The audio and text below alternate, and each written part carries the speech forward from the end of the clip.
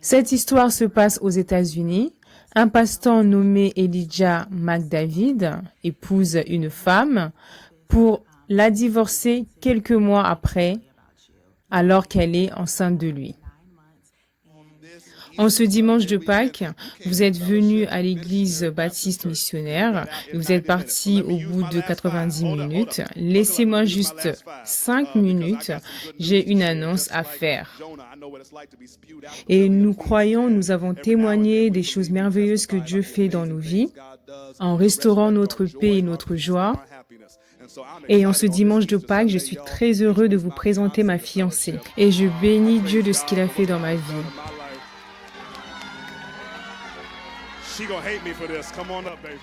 Comme on peut voir sur les images, il est très heureux. Il va présenter donc du coup sa fiancée à l'assemblée. Il va dire à quel point il est heureux de l'avoir rencontrée et que Dieu l'a béni. En gros, Dieu lui a dit que c'était sa femme, quoi. On voit que la fiancée a déjà un enfant.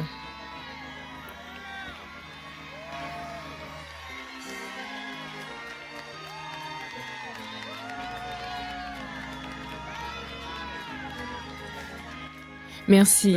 Vous savez, cette femme merveilleuse a transformé ma vie. Et j'apprécie beaucoup de la voir venir ici. Minneapolis, merci beaucoup d'avoir prié pour moi.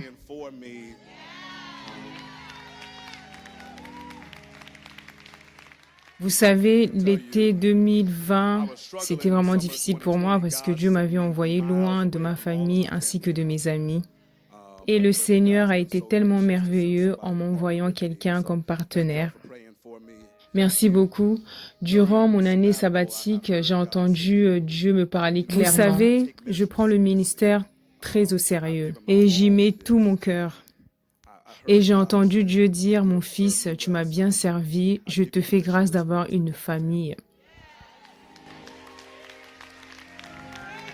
Ensuite, on entend donc ce passe-temps dire le prénom et le nom de sa fiancée, disant ensuite que son nom de jeune fille sera donc lâché et qu'elle va prendre son nom à lui, qui est donc Mac David. Et il dit donc bienvenue à son beau-fils, en précisant à l'église qu'il va y avoir une transition et que l'assemblée leur laisse le temps et toute l'église acclame. Le but de ce genre de vidéo est de venir sensibiliser, nullement de parler des pasteurs qui sont intègres et qui servent notre Dieu Tout-Puissant avec force et honneur et crainte. D'une façon générale, les femmes de ces passe-temps ne parlent pas. Je pense que bien souvent c'est par honte, mais la parole va peu à peu se libérer. Et là, la femme de Mac David nous parle. Baissez un doigt si vous avez découvert il y a 2-3 jours que votre fiancé vous trompait depuis une bonne partie de votre relation. Non seulement il vous trompait, mais il vous trompait avec un membre de l'Église. Il avait également une autre relation avec un membre de l'Église, mais c'était platonique. Tu découvres ces informations une fois que vous êtes engagé, tu es furieuse, tu rends la bague, tu annules tout, la robe, la salle, absolument tout. Cet homme te supplie, il te supplie encore et encore, et finalement tu lui demandes de faire ci et de faire ça, et il le fait, et tu te dis, c'est bon, il est sérieux. Et tu te dis que tu veux travailler sur votre relation et tu veux être en relation avec lui. Et tu décides tout de même donc de déménager à Minneapolis, de prendre ton fils, de quitter ton job, de laisser ta famille ainsi que tes amis derrière pour t'installer avec cet homme. Il faut savoir qu'ils se sont mariés 9 mois après leur rencontre. Ils sont allés en lune de miel en Italie et c'est là qu'elle a découvert qu'elle était enceinte. En août, pendant leur lune de miel, elle découvre qu'elle est enceinte. Au mois d'octobre, il y a une altercation entre eux. Monsieur décide de prendre ses affaires et de retourner dans son appartement. Donc rendez-vous compte que ce monsieur, même après leur mariage, il a gardé son appartement. Ce qui veut en dire long sur lui. Et comme elle continue donc de le dire, il avait donc son appartement, mais dans leur appartement commun, ils faisaient tout ce qu'il fallait, quoi. Ils mangeaient ensemble comme une vraie famille et il emmenait l'enfant à l'école. Un samedi, ils ont donc une dispute à cause d'une serviette. Monsieur décide de s'en aller. Elle lui fait comprendre qu'il ne peut pas partir comme ça, que c'est un homme marié. Il n'est pas censé, à chaque fois qu'il y a une dispute, s'en aller et fuir. Il décide quand même de partir. Elle lui envoie un message pour lui faire comprendre que c'est pas correct de partir comme ça et de la laisser avec donc la grossesse derrière, qu'il devrait en gros prendre ses responsabilités. Et qu'un couple marié n'est pas censé avoir une résidence secondaire, pas pour fuir en tout cas. Le dimanche arrive, elle part à l'église, elle est toute souriante, donc elle sourit à tout le monde, comme la plupart de ces femmes de pasteurs. Donc quand son mari finit son serment, elle le congratule. Un ami leur propose d'aller bruncher, il dit que non, il a mal à la tête, il va aller s'allonger. Elle s'en va avec son fils en compagnie donc de l'ami en question. Ils vont aller bruncher et quand elle revient le soir, il n'est pas là. Elle appelle, il ne répond pas. Le lendemain, lundi, elle est là, elle plie les vêtements, elle regarde un documentaire de P. Diddy et elle entend sonner. Elle se dit que c'est sûrement le paquet de Noël venant de sa belle-mère et que le livreur va sûrement le laisser devant la porte. Ça sonne à nouveau, elle se sent obligée d'y aller, donc elle dit qu'elle était pas très habillée, étant enceinte, donc ses vêtements ne lui allaient plus tellement. Elle se sent quand même obligée d'y aller, elle y va, elle ouvre la porte, et là, la personne lui demande si c'est bien elle, Madame Untel. Et on lui donne des papiers de divorce.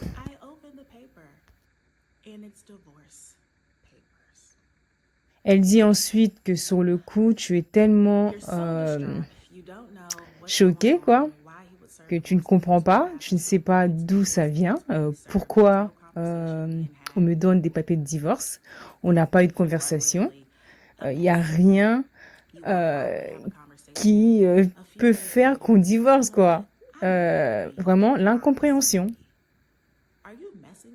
Quelques jours après, elle finit par avoir une conversation avec lui. Elle lui demande d'être honnête. Il finit par lui avouer qu'il est en relation avec une des deux personnes avec qui il sortait en début de leur relation.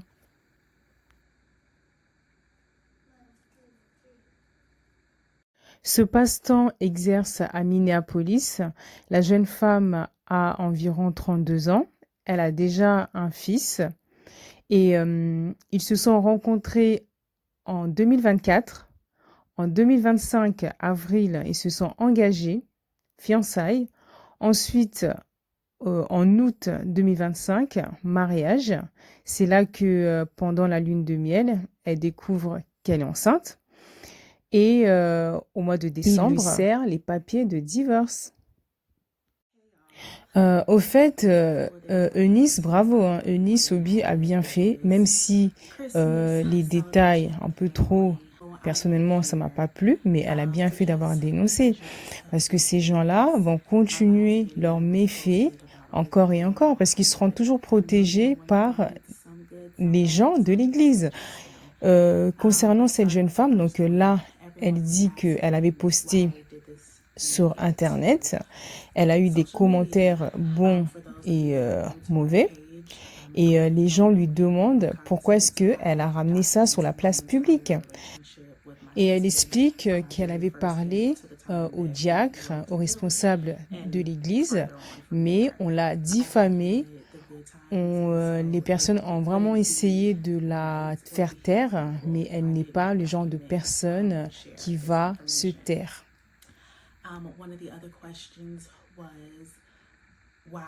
Le pasteur ne s'est pas montré honnête. Il a commencé à fabriquer des histoires et c'est pour ça qu'elle en a eu assez et elle a préféré tout ramener sur la place publique.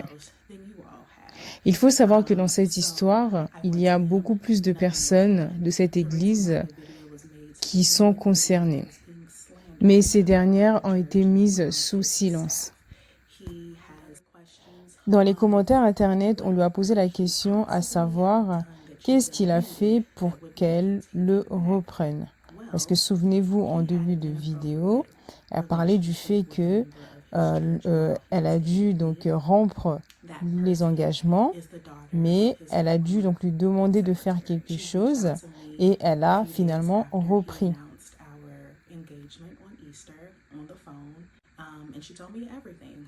Son mari avait une liaison avec la fille de la secrétaire de l'église.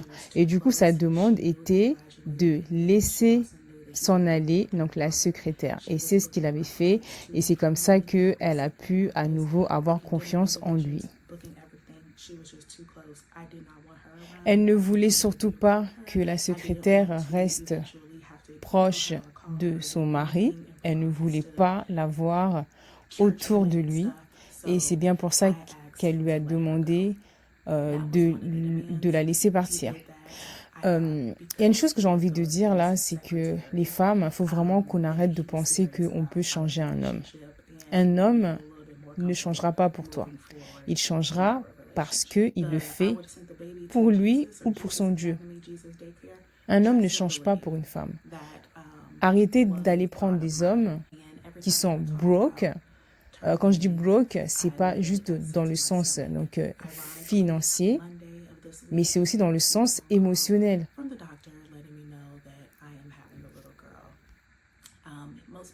C'est vraiment triste à quel point.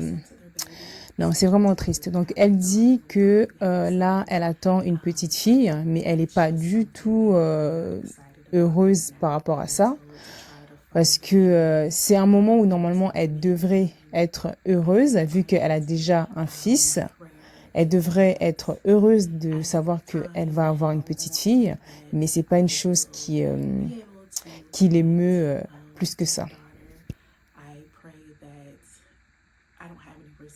Elle dit que elle prie que Dieu lui fasse grâce, qu'elle puisse aimer cet enfant comme elle aime son fils et qu'elle n'ait aucun ressentiment envers cet enfant qui est innocent. Priez pour moi afin que je puisse avoir la paix du cœur. Pour vous tous qui m'attaquez dans les commentaires, parce que vous défendez votre pasteur, je ne vous blâme pas du tout. Je comprends que c'est votre pasteur depuis plus de 5 ans. Même moi, je suis restée avec lui qu'1 an et demi.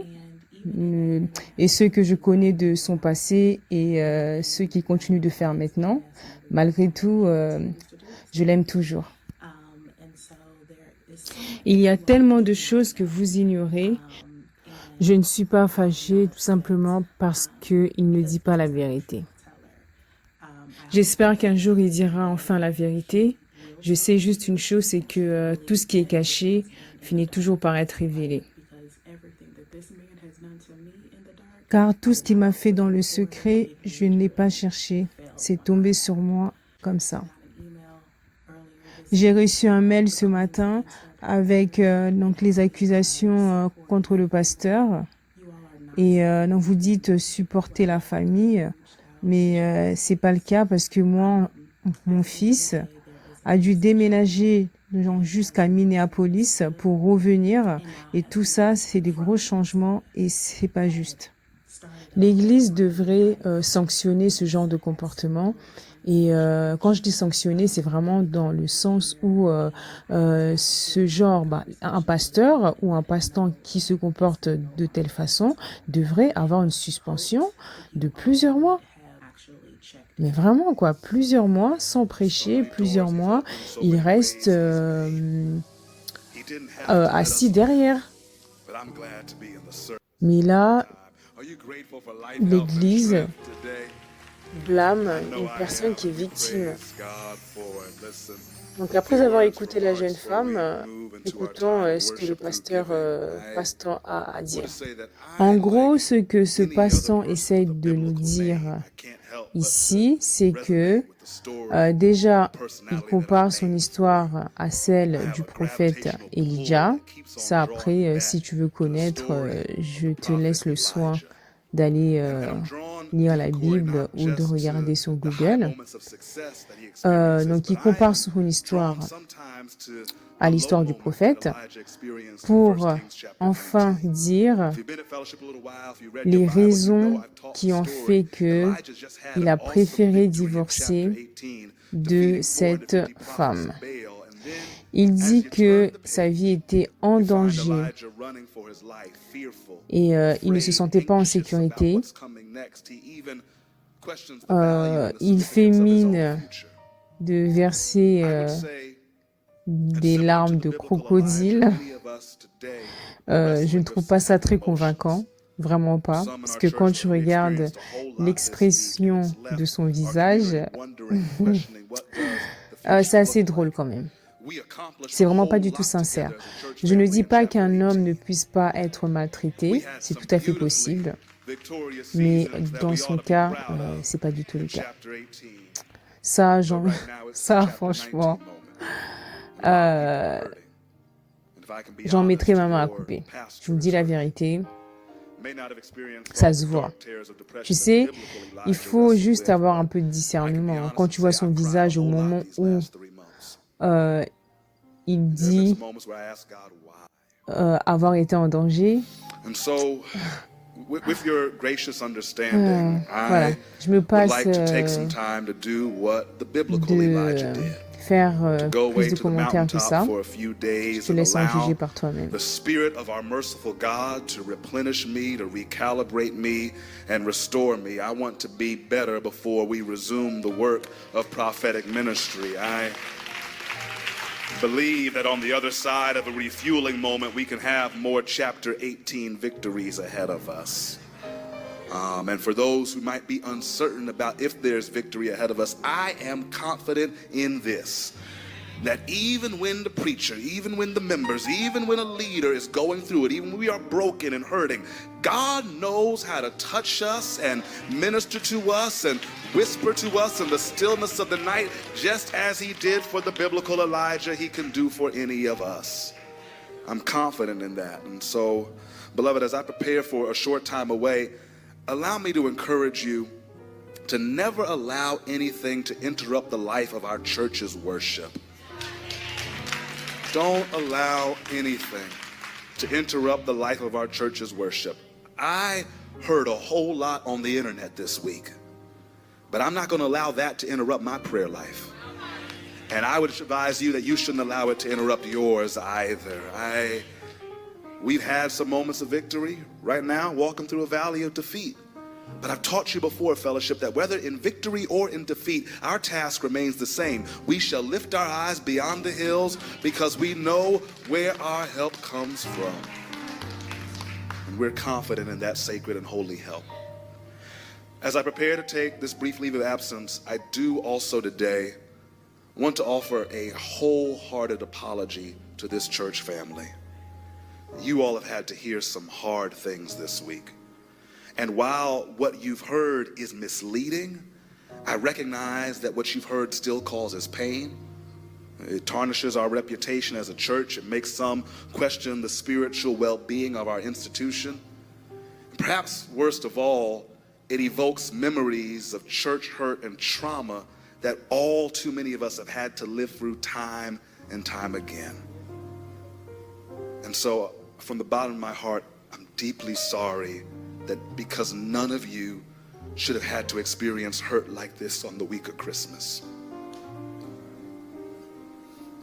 I hate that a private matter became public. However, I will stand here today and boldly stand by my decision to dissolve my marriage so that I can be physically safe and mentally whole.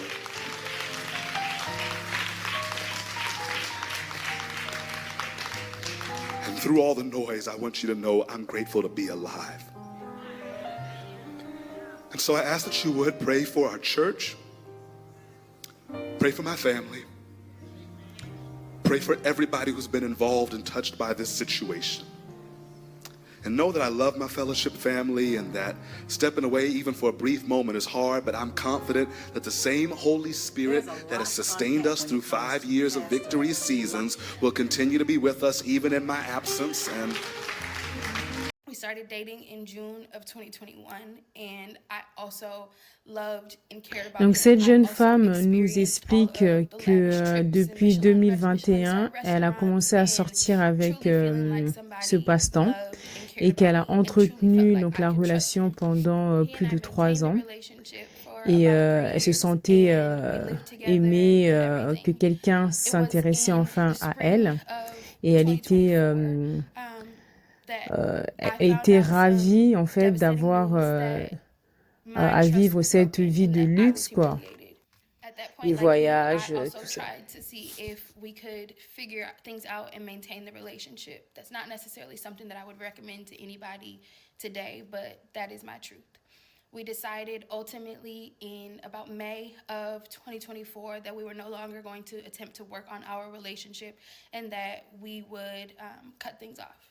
From that point, he and I did not maintain contact the same way that we had before. We really did take a lot of space from each other. And later on that year, he started to reach back out and ask if I wanted to go to dinner or brunch, etc., and would invite myself and my friends out. During these dinners and brunches, he would offer up that he is single, that he is by himself, that if he is going on these trips, he's going by himself, he's going on his sabbatical, and he's going by himself as a single man. To my surprise, he asked me to dinner in spring of 2025 of this year and let me know that he was planning to propose to someone. And I'll be honest and let you know that I absolutely crashed out in that moment because I felt like even though we weren't together, we had built a friendship over the last few months to where we could be honest with each other. I was frustrated because I felt like I didn't have a choice and that I didn't get an option of being able to walk away knowing that he was in a relationship with someone. I literally found out that you existed on that day. And when I checked in with other people, they let me know that they had been seeing your videos for a while and just thought that I knew. And that's why no one had told me.